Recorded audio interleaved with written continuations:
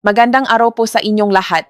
Ako po si Dr. Althea Ramos at ngayong araw, pag-usapan natin ang paksang tatlong simpleng gawi pagkatapos kumain para natural na mapababa ang blood sugar. Pagkatapos kumain, buso na buso ang tiyan. Inaanto na ang mga mata. Ang gusto niyo lang, mga tita at tito, ay humiga agad sa kama para umidlip o di kaya'y pumunta sa sala, umupo sa sofa, buksan ang TV at kumain ng counting money para lang may makutkot. Alam ko po, ito ay manggawi na tila hindi nakakasama at karaniwan sa karamihan sa ating mga Pilipino.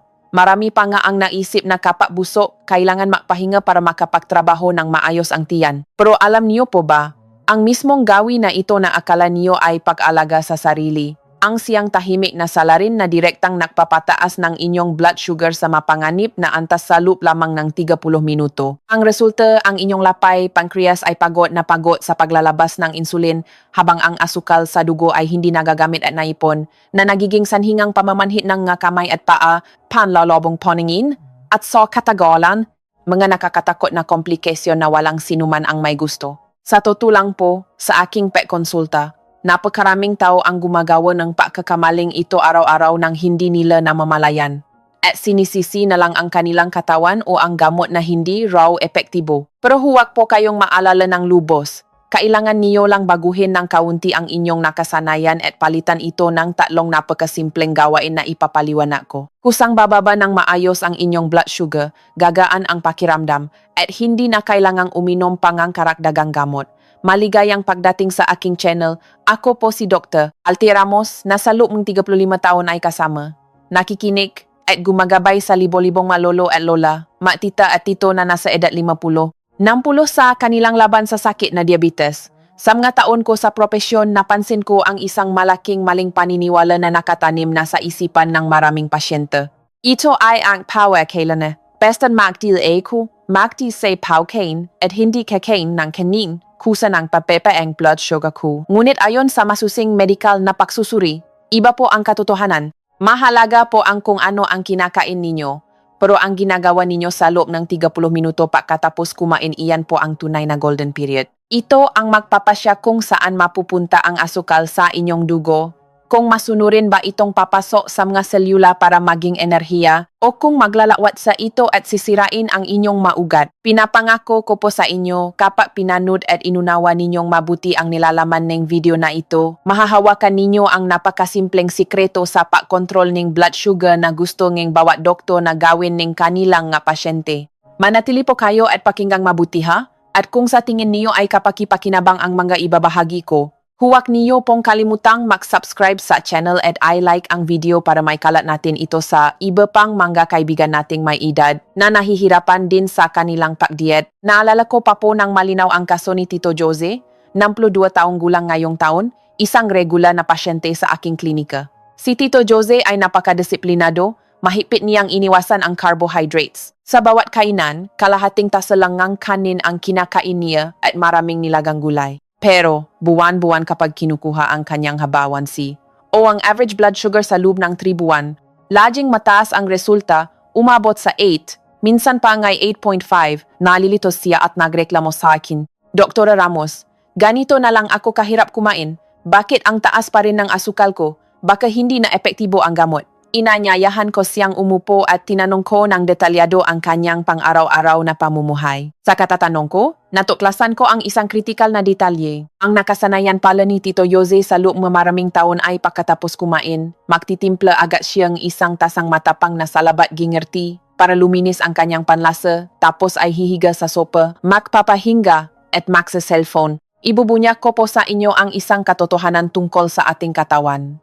Kapag ang pagkain ay natunaw na sa tiyan at bituka, isang malaking dami ng glucose ang biglaang ibobomba sa ating dugo. Sa sandaling ito, ang ating daluyan ng dugo ay parang isang ilo na binabahang asukal. Kung wala tayong agarang gagawing hakbang para buksan ang floodgate, ang sobrang asukal na ito ay maipon, didikit sa padangam nga ugat, at magdudulot ng pinsala sa maliliit na daluyan ng dugo sa mata, sa bato, kidneys, at sa dulong nga daliring kamay at paa. Ikinuwento ko po ang kaso ni Tito Jose para maintindihan nating lahat kung gaano kasensitibo at kahalaga ang 30 minuto pagkatapos kumain. Ngayon, simulan na nating alamin ang unang bagay na dapat gawin, na napakadali lang po, Mga tita at tito, unang gawain. Ang una at pinakamahalaga, kailangan nating tuluyang alisin ang ugali ng pag-upo o pagiga kaagad pagkatapos kumain. Ang problema ay ito, kapag kayo ay umupo o humiga agad pagkatapos mabusok, ang buong sistema ng kalamnan sa inyong katawan, lalo na ang malalaking kalamnan sa hita at binti, ay nasa estado ng kumpletong pahinga. Kapag hindi gumagalaw ang mga kalamnan, magsasara sila at tatangging gamitin ang sobrang glucose na lumulutang sa dugo. Ang resulta, ang blood sugar pagkatapos kumain ay biglang tataas ng husto, nalilihang nga mapanganib na sugar spike. Sa katagalan, ang nga sugar spike na ito ay sumisira sa lapay, nadudulot ng kidney failure, at panlalabo ng paningin hanggang sa pagkabula ng hindi namamalayan. Ang solusyon dito ay hindi komplikado. Gumalaw ng marahan, binibigyang diin ko po, marahan lang. Ang isang tip para sa inyo ay pagkatapos kumain, manatili muna sa hapagkainan, makipausap ng ilang minuto, saka tumayo at maglakat-lakat ng dahan-dahan sa sala, lumabas para makdili ng halaman, makwalis ng bakuran, o simpleng maklikpit at makukas na makaplato.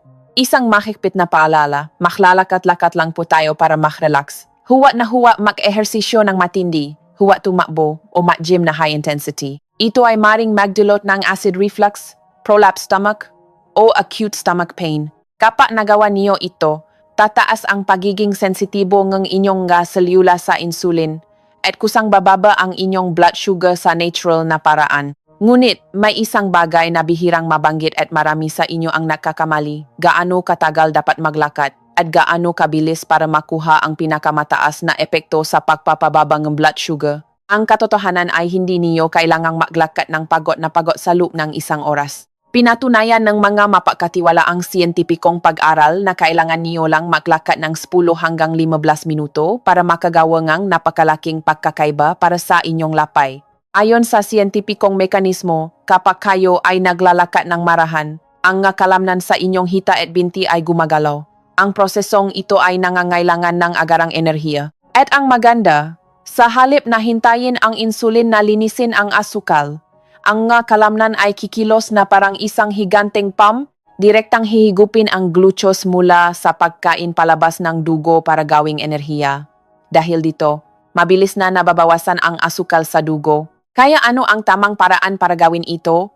Mag timer po kayo. Simulan ang paggalaw eksaktong 30 minuto pagkatapos kumain mula sa huling subo. Maglakad nga 10 hanggang 15 minuto sa relax na bilis ng 60 hagbang kada minuto.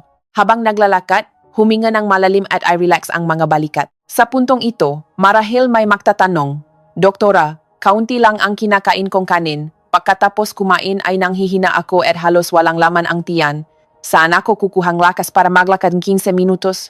Huwag po kayong maalala. Mamaya sa huling bahaging video, ipapaliwanag ko ng detalyado kung paano ayusin ang inyong meal plan para sapat ang sustansya. Hindi kayo mapapagod at kontrolado pa rin ang asukal. Ang sikretong ito ngang marahang paglalakad pagkatapos kumain ay itinuturing na gold standard sa medisina. Napakabuti nito para sa mga may type 2 diabetes na may kasamang mataas na cholesterol o fatty liver. Sabay nitong tinutugunan ang dalawang problema. Pumunta naman tayo sa pangalawang gawain, isang bagay na tila natural lang ngunit napakahalaga para sa inyong blood sugar. Ito ay ang tamang painom ng tubig pagkatapos kumain. Ang pinakakaraniwang pagkakamali, tulad ng ginagawa ni Tito Jose na ikinuwento ko kanina, ay ang pag-inom ng isang tasang matapang na salabat, o isang baso ng fruit juice o soft drinks pagkatapos kumain. Alam niyo po ba ang gawin na ito ay sobrang nakakasira sa katawan? Ang tanin sa matapang na saa ay maaring makasama sa paabsorb ng protina at iron na nakdudulot ng anemia at hirap sa pagtunaw ng pagkain. At kung inom naman kayo ng fruit juice tulad ng orange juice o watermelon juice, para na rin kayong nagdagdag ng napakaraming fructose, isang dago na lalong mapapapagot sa inyong lapay para maglabas pa ang mas maraming insulin. Ang tamang paraan ay maghandain isang baso ng maligamgam na tubig. Maaring purong tubig lang, o maligamgam na tubig na may kahalong isang kutsaritang apple cider vinegar, o maligamgam na tubig na may dinikdik na luya. Ang mahalagang tip ay huwag itong inumin ng isang lagukan. Inumin ito ng paunti-unti, imumok muna ng sandali sa bibig bago lunukin. Isang espesyal na babala para sa mga mahilig uminom ng malamig na tubig na may yelo pagkatapos kumain. Itigil niyo na po yan. Ang sobrang lamig na tubig ay nagiging sanhi ngang paurong ang gaugat sa tiyan. Pinapatigas ang taba sa pagkain. at pinababagal ang panunaw. Ang pagkain ay naipon ay nagdudulot ng kaba. Dito, baka may magtanong, Doktora, maasim po ang apple cider vinegar, mahina ang tiyan ko. Ang luya naman ay masyadong mainit. Mayroon po bang ibang inumin na banayad, nakakaginhawa, at mabuti para sa blood sugar? Meron po, siyempre, isang kayamanan mula sa ating ninuno na kinikilala na rin ng modernong medisina. Ang saang gawa sa dahon ng ampalaya ang perpektong sagot. Isang kahangahangang datos mula sa mga pag-aral ang nakpakita na ang mga pasyenteng may diabetes na umiinom ng 150,200 mg maligamgam na saang ampalaya 30 minuto pagkatapos kumain ay may mas mababang peak ng blood sugar at mas matata na HbA1c kumpara sa mga hindi umiinom. Ang dahilan sa likod nito ay isang aktibong sangkap na sagana sa dahon ng ampalaya. Kapag ang tasaa ay umabot sa bituka, ang sangkap na ito ay lumilihang ang isang protective layer na parang tinatakpan ang nga receptor ng asukal sa bituka. Dahil sa mekanismong ito, ang asukal mula sa pagkain ay dahan-dahang pumapasok sa dugo, hindi biglaan, kaya hindi nabibigla ang katawan. Ang simpleng solusyon ay bumili ng tuyong dahon ng ampalaya. Kada pagkatapos kumain ng 30 minuto, kumuha ng ilang piraso at ibabat sa mainit na tubig tulad ng paggawa ng ordinaryong tsaa. Ang benepisyo ay hindi lang pagbaba ng blood sugar, gagaan din ang inyong pakiramdam, gaganda ang panunaw, at mawawala ang pakiramdam ng pagod at pamamanhit pagkatapos kumain ng maraming kanin. Habang pinapanood niyo ito, mayroon po ba sa inyo na gumagamit ng saang ampalaya araw-araw? Kung paki-comment po en satu at magdak ng ilang salita tungkol sa inyong karanasan para malaman at matuturin ng iba. Isang malaking tanong ngayon, Doktora, maganda po yung paglalakad, pero may malala akong arthritis sa tuhod at pananakit ng likod. Hirap na nga akong tumayo, paano pa ako maglalakad ng 15 minuto? Para sa mga may ganitong kondisyon, paano na? Hahayaan na lang bang tumaas ang blood sugar? Naintindihan ko po kayo at nakikiramay ako. Sa klinika ko, sa bawat 10 pasyenteng may diabetes, 7 o 8 ang may kasabay na sakit sa buto at kasukasuan. Ngunit, ang ating katawan ay kamangha-mangha. Ang pangatlong solusyon na ito ay para mismo sa inyo na hindi makagalaw ng husto. Ito ay ang paraan ng pagmamasahe ng tiyan at pagpindot sa mga pressure points habang nakaupo o nakahiga. Ang kilos na ito, bagamat maliit, ay may malalim na epek. Pinapabuti nito ang sirkulasyon ng dugo sa tiyan at binabawasan ang kabag at hirap sa pagtunaw. Malamang nagtataka kayo, paano ba ang tamang pagmasahe para bumaba ang blood sugar? Kung ikukumpara sa paglalakad na nakakapagod at depende sa panahon, ang pagmamasahe ng tiyan ay napakadali, hindi ka pagpapawisan, at ang epekto ay maaring makagulat sa inyo. Ayon sa tradisyonal na medisina, ang tiyan ay sentro ng ating digestive system. Ang pagmamasahe ng tiyan ng paikot, clockwise, ay ginagaya at pinapasigla ang natural na paggalaw ng ating bituka. Dahil dito, ang pagkain ay natutunaw ng mas maayos at nagiging enerhiya para sa katawan, sa halip na maipon, ma-ferment, at maging masamang taba at asukal sa dugo. Balikan natin ang kwento ni Tito Jose.